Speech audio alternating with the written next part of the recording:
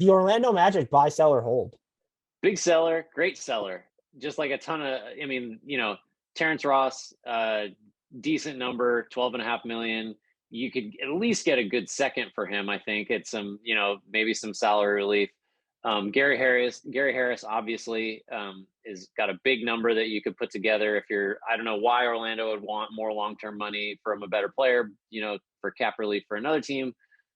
May just get bought out.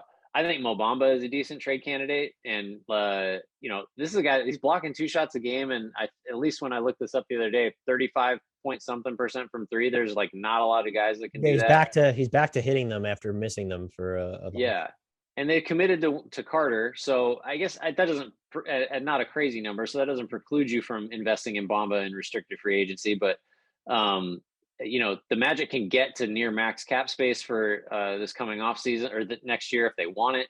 I just think they got a lot of assets for a team that's the worst team in the league, at least in terms of their record. That could kind of get them some more pieces to add to what to me is kind of a nice nice rebuild they have going.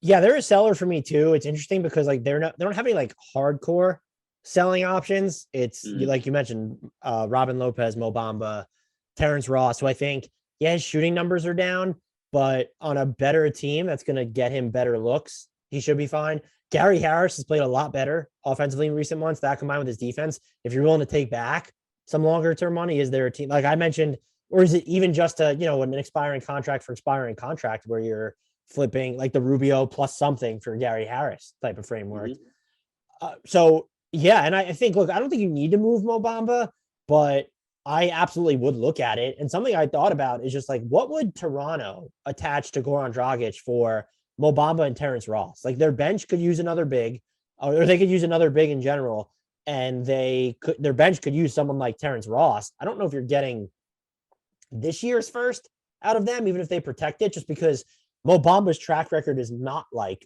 super tantalizing, even though the idea Mm-hmm. of what he can do. And maybe do you lower it? Like, what about Terrence Ross and Robin Lopez for Goran Dragic in like a second or something, like, or 2 seconds along those lines? That's something that you could look at as well. But I think they do have some interesting players to move.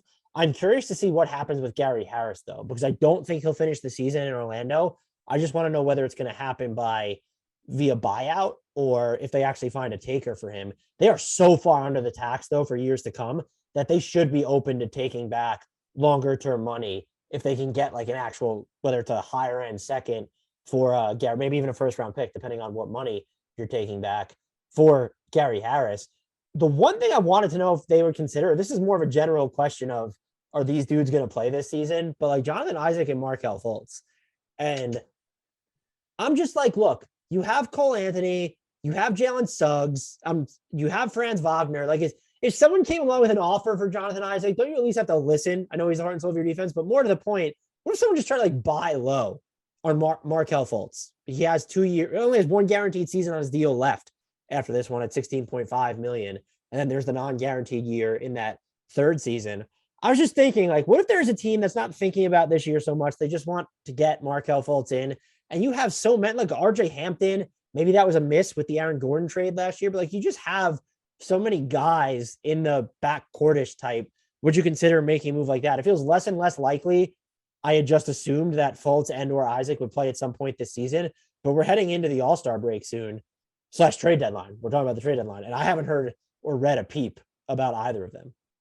If I'm Orlando and someone came asking about Fultz, I would be like, yes, please. I did the worst contracts on every team earlier this year, and Fultz was, I think, their worst contract just because, I don't know. It's like at a fundamental level, a primary ball handler who can't shoot is just like a non-starter for me, let alone paying a guy, $16.5 million to not play. And then when he does play, not be able to shoot. He has his values, but like Isaac, I think might be one of the hardest players to evaluate in the league right now in terms of like what he's actually worth.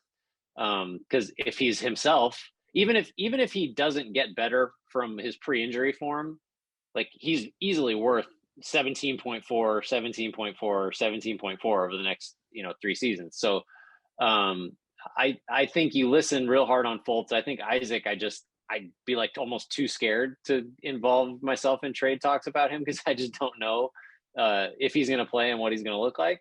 But I think maybe did you mention Gary Harris as a Cleveland possibility? Like Yeah, as the a Rubio plus something for Gary Harris. yeah, I think anyone that doesn't quite get in all the way there on Eric Gordon should just think of Gary Harris as like a nice fallback, who's even better in a lot of ways because you're not paying him next year. Jonathan Isaac has not played basketball since January 1st, 2020. Just something to note here while we're talking about him. I don't think Wow. I don't think you get these picks directly from them. It probably involves them moving some of their assets to another team to get at least one first round pick. If you get 2 first round picks from the Blazers, and maybe one of those is like an unprotected one of their own down the line, I might consider it. And a move like that, I've mentioned Isaac or Turner, where maybe it's someone you're not sure is going to play the rest of this year, kind of jives with you keeping your pick this season that's lottery protected to Chicago at the moment, and then moving forward while trying to still win with Damian Lillard. I think it's a wild long shot. I might be more open to it if I'm Orlando than I think most people would be, because John is he's a defensive system unto himself. If you just go back and watch him, but like, and maybe I'm just for like two plus years since he last appeared in an NBA game. That's a really long time, and just not knowing still what he's going to be on offense.